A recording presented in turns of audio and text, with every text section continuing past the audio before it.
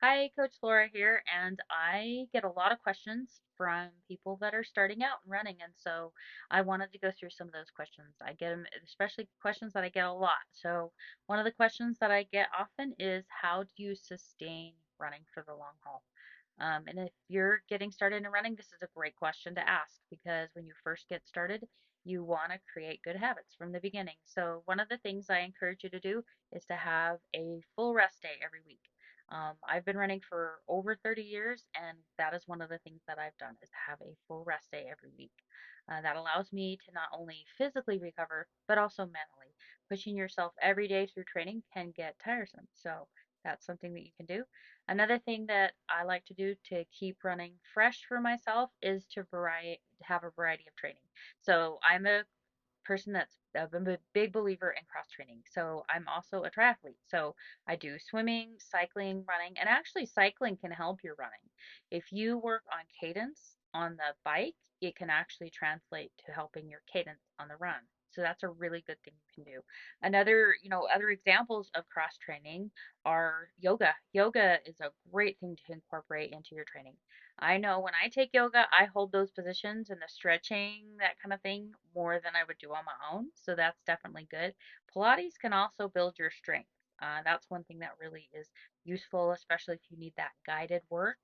I am a believer in doing some strength work as well, and we'll talk about that a little bit later. But if you want to continue with running, incorporate those things in so you're not getting burnt out. Another question I get is, how do you overcome your ego when you want to push hard, but you maybe harder than you should? I see this a lot in beginner runners. Is they often push it way too hard to begin with. I think they're following a friend that runs really hard. Maybe they're watching them on Strava and they go really fast on their workouts, but that's not necessarily good, especially as a beginner. So slowing down that pace, going the right pace for you, and then varying your pace based on the workout. You shouldn't necessarily get the same pace every day. You do have to check the ego. Sometimes, especially when you very first start running, you might feel great and then you run too fast, too quickly, and then end up having to really slow down. I see that a lot in racing, especially I've done like hundreds of 5Ks. That was my distance that I ran in college, 5,000 meters. And so I've learned how to pace. I always have to control pacing when I first start racing. That first mile, you feel good, you want to really push it, but then your muscles, your body, it's not necessarily your muscles per se. A lot of times the lungs start burning or the heart, it just can't pump the blood to catch up. And so there's sort of that catch up. And so you'll learn the right kind of pacing for you based on, of course, the race that you're doing, but when you're training, you're going to learn what the right pace is for you. I will say if you're doing a marathon, you shouldn't be out of breath from the beginning. A lot of times in the marathons I've done, you're almost chatting with people. Like you are going a very, very maintainable pace, and it should feel almost a little easy at the beginning, even though it's a race, because it's a marathon. You're in it for the long distance event of it, not necessarily, a 5K, I might be out of breath from the beginning because I'm going a lot faster pacing. So the pace changes based on the race. Also, the same thing holds true for your actual, whatever you're doing in your training as well. So another thing I like to touch on, of course, I did mention strength training. This is a question I get a lot. It's like I hear all this. Let me actually read the question. It says, let's see, where am I at? We're going to talk about breathing as well, but when I do weight training, I've read a lot about it, and um, they are offering different advice on how often and how hard you should be going.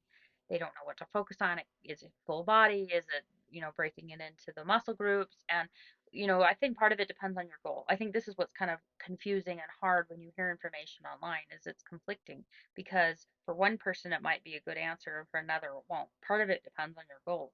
Every runner should be doing strength training. So I usually like to start my athletes on a core strength routine. I actually have a pinned routine. You can go on to my Instagram at Coach Laura Erickson, and I'll put a link below, or you can check below, Laura, Lora, but it's pinned.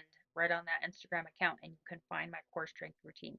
This is a basic starting position. This is something you'd want to do 2 or 3 times a week, maybe work up to doing it every day and then changing the exercises. But if you don't have a strong core, you're not going to have an efficient running. You're not going to be as efficient with your running. The more efficient you are with running, the another question that I get a lot is like, how do I control my breathing and how do I lower my heart rate and maintain a fast pace? That has to do with your running economy. The more efficient you run, the better. So I do actually offer a running form feedback session. So if you're like, I'm not sure, and if you maybe you feel like, well, some people are natural runners and some people do have a little more natural talent. But I will say you can also develop a better, more efficient running style. So let me know if you are interested in that. Just message me privately and we'll get you on that. Any questions you ever have, you can always message me. That's one of the reasons I'm doing this is because these are the questions that I'm getting a lot of. So I just want to make sure I cover them. Um, so hopefully that answers your question on that. Oh, one other thing I wanted to touch on when it comes to pushing harder, knowing how hard to push in a workout. Again, it depends on what you're doing, but in a race particularly, one thing that you'll find, and this is why we do training, is to help build up our ability and our efficiency on, pumping the blood and all the things that training does for us. There's another component too, and it's your body learning how to neurologically, like that neuromuscular connection, starts improving too. That's another reason that we do training. So those are things that also get fatigued. So when we're going a pace, maybe we feel like, yeah, I feel so awesome, and then you just die later. A lot of times it doesn't only have to do with physiological things, it's like psychological too, as well as you've got, of course, that mind body connection that hasn't really been practiced like it could be, and it's you can get worn out that way too. So there's fatigue when it comes to cognitive fatigue too that you need to be training for. A lot of people, I get a lot of questions about heart rate. Like, how can I train to lower my heart rate and increase my pace? A lot of that, again, is efficiency. I know I mentioned that before, but if you don't even know what your heart rate is to begin with, I think that's your starting point. Start tracking it. And I will say everybody's different. For me, I tend to hold a higher heart rate. That's just me, and that's normal for me. If there are charts that you can look at, but if I were to look at those and try to base my workouts off that, I would get nothing from my training. I have to maintain higher heart rates for me. And it doesn't mean I'm in better shape or anything like that. It just means that's what's normal for me. What looking and figuring out what your resting heart rate is, what your recovery heart rate is, and those are a little bit different.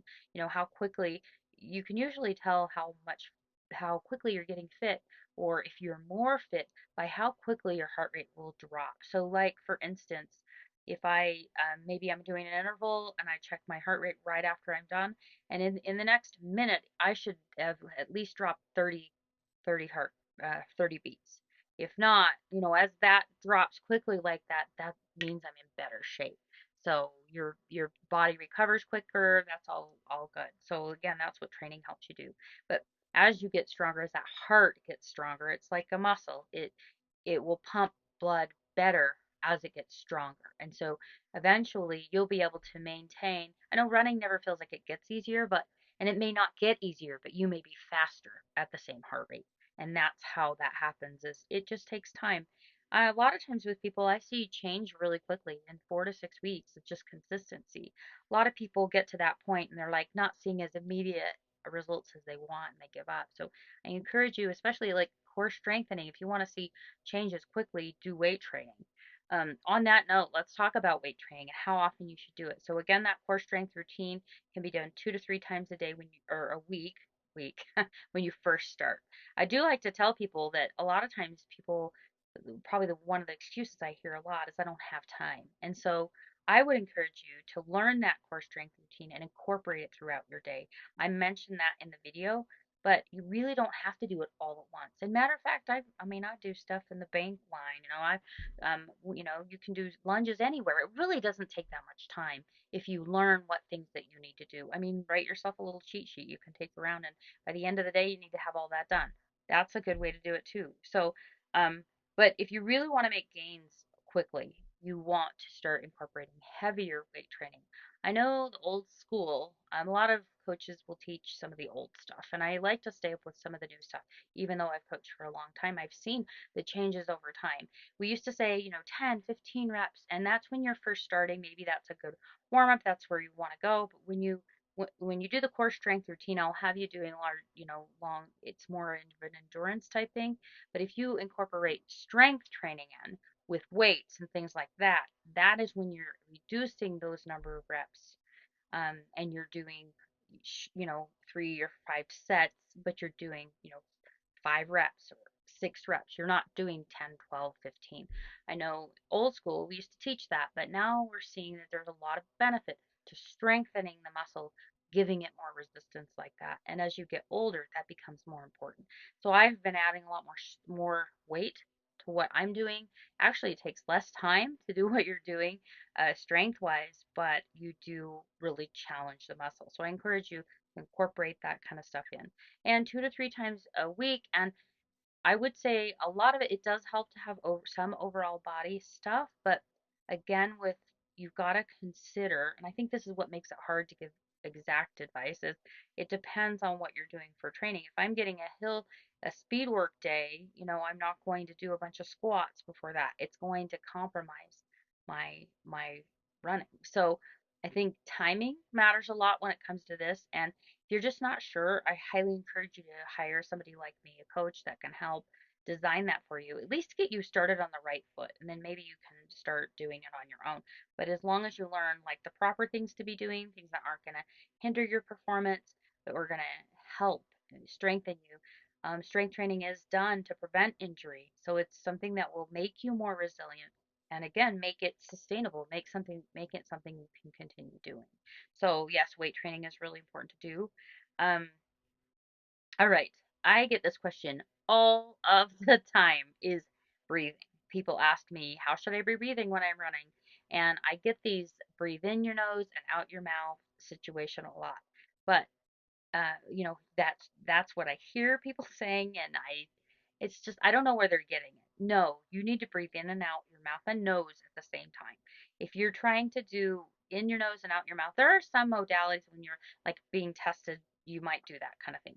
But I'm not most of the people when you're out there running, you should be breathing in your nose and out your nose and mouth all the time. I don't do the in the nose, out the mouth. There's not any way I'd be getting enough breath. A lot of people ask me, why am I out of breath? Honestly, you should be out of breath. If you're running, you're probably going to be out of breath. Now, if you're not able to catch your breath, like you're like panicky, breathing. That is when you need to either slow your pace or you need to make sure you're not breathing on the top of your lungs.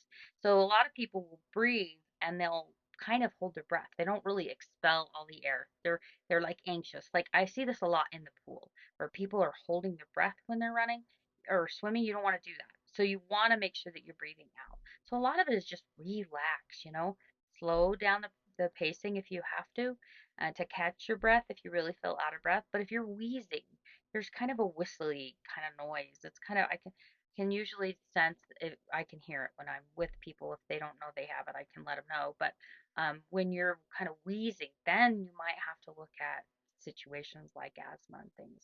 And I know I get a lot of questions on that. I have tons of friends that run and they're asthmatic and they have athletic induced asthma or even severe asthma where they're on medication every day. And that's what I would encourage you to do, is take medication if you really want to run, you've got to take it consistent. Not just the band-aid situation, but and of course have your albuterol with you, make sure you're having that, but taking something regularly to make it so it's managed, then I think that's really important. But no, don't try to just breathe in your nose and out your mouth, that kind of thing. Breathe in both and out both. Boom, you're going to get a lot better breath that way. I get that question all the time. I'm always surprised. I get a lot of questions on side stitches too. And my answer for that would be, is there a certain way you can breathe? And it could be tied to what you're eating. I think more than anything, and maybe this is my own thoughts on it.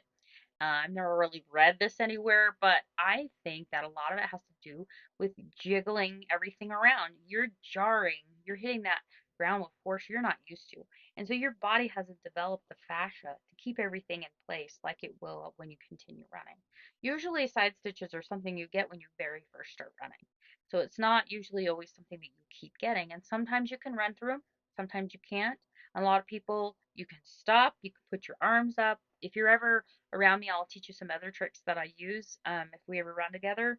But for the most part, some of it is something that you're just going to have to develop that fascia to keep everything in place. And so those now everything's jarring around and getting swollen. I think a lot of that happens in the guts when you're new to running. So I know it can be frustrating. Um, Other things, all right, so yeah, we did talk about cross training a little bit, core stability. Um, I won't touch a lot. I do get a lot of questions on nutrition because I get so many questions. I think that needs a whole dedicated video to that. So I'll do some more videos on that. And definitely stay tuned. And if you have particular questions on nutrition, definitely send my way. That is something if you're a beginner runner, eventually, and especially if you're training for half marathon or anything above that, you're going to need some nutrition in your race. Even a 10K, you would use nutrition. 5K, not so much in the race per se. But of course, nutrition is important. What you're doing on an everyday basis is going to matter a lot. Another question that I get is how many races should I be doing in a year? I think that once you start getting in shape, it's really important to continue racing. I would suggest one a month if you can, especially when you're in shape. I think that part of it depends on what you can afford. But there's so many, and especially in my area, this is a very saturated market. We have tons of race choices. So the more that you race, the more confident you're going to feel going into the next race. I think a lot of people make the mistake of maybe they have a big race coming up and they don't race until they get to that race, and that may be months away. And the problem with that is they get to that race and they put a lot of pressure on themselves. So I think it's really valuable to engage in racing more often.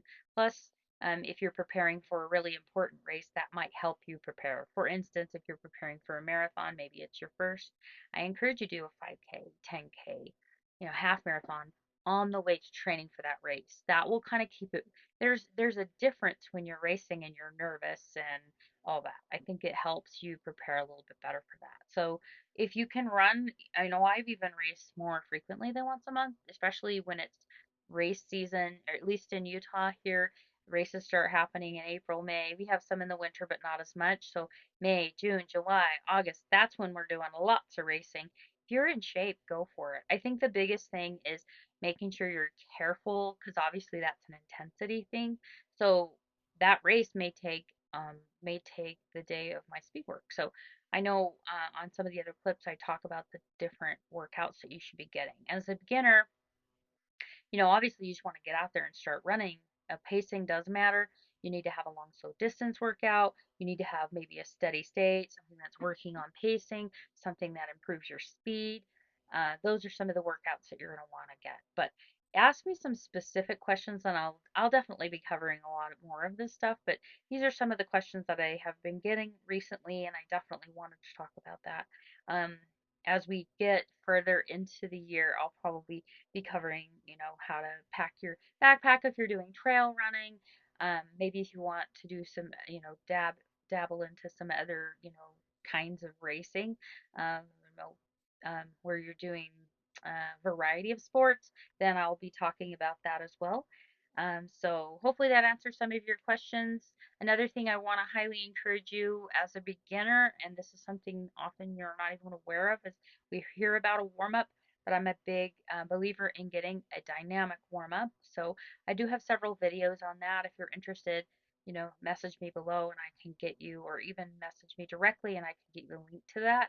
I really highly encourage you to do a warm up before you get out and run, especially when it's colder outside. I think that's really important. So, yeah, send some more questions my way. I'm happy to answer them. And until next time, live well.